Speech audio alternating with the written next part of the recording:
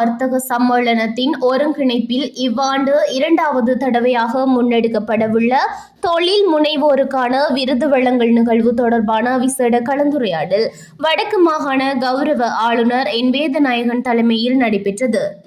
வடக்கு மாகாண ஆளுநர் செயலகத்தில் நேற்று திங்கட்கிழமை 16ஆம் தேதி மாலை நடைபெற்ற இக்கலந்துரையாடலில் விருது வழங்கல் நிகழ்வை சிறப்பான முறையில் நடத்துவது குறித்து விரிவாக ஆராயப்பட்டது.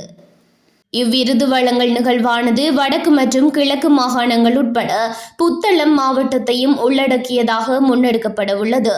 இதன்போது எந்தெந்த துறைகளின் கீழ் விருதுகள் வழங்கப்பட உள்ளன என்பது குறித்தும் விருதுகளுக்கான தகுதி நிலைகள் மற்றும் தெரிவு முறைகள் குறித்தும் விரிவாக கலந்துரையாடப்பட்டது. இவ்விருது திட்டம் குறித்து தொழில் முனைவோரிடையே விழிப்புணர்வையும் ஆர்வத்தையும் ஏற்படுத்தும் நோக்கில் ஒவ்வொரு மாவட்டத்துக்கும் நேரடியாக சென்று மாவட்ட செயலாளர்கள் மற்றும் துறைசார் அதிகாரிகளுக்கு இவ்விருது திட்டம் தொடர்பான தெளிவுபடுத்தல்களை வழங்குவதெனவும் இக்கூட்டத்தில் தீர்மானிக்கப்பட்டது. இக்கலந்துரையாடலில் வடக்கு மாகாண ஆளுநரின் செயலாளர், விவசாயம் மற்றும் உள்ளூராட்சி அமைச்சுக்களின் செயலாளர்கள், பிரதி பிரதம செயலாளர், பிரதி பிரதம செயலாளர், வடக்கு மாகாணத்தின் 5 மாவட்ட செயலகங்கள் சார்பிலுமான பிரதிநிதிகள், முதலீட்டு சபையின் பிரதிநிதிகள், வடக்கு மாகாண ஏற்றுமதியாளர் சங்க பிரதிநிதிகள் மற்றும் இலங்கை கனடா வர்த்தக சம்மேளனத்தின் தலைவர், உறுப்பினர்கள் உள்ளிட்ட பலர் கலந்து கொண்டனர்.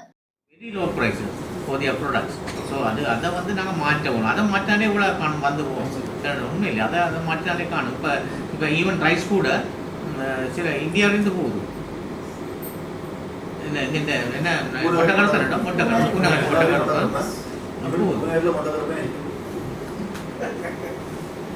நாங்கள் அதை என்ன இந்த லோ ப்ரைஸ்லாம் பண்ணி கொண்டு போய் நம்ம இப்போ இந்த ஹவுசிங் டைம் அந்த ஹவுசிங் டைம்லேயே கவர்மெண்ட் இன்ட்ரடியூஸ் பண்ணது ஒரு ஃபிக்ஸ்ட் ப்ரைஸ் போது பெனி.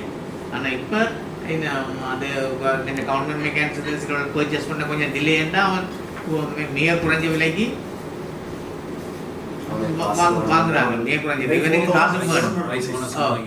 அப்போ அப்படியான அந்த நிலைமை எங்களுக்கு அந்த இந்த ஃபார்மர்ஸின் உற்பத்திகளுக்கு ஒரு நியாயமான நிரந்தரமான ஒரு விலை ஒன்று கிடைக்கும் தான் உற்பத்தி செய்யலாம்.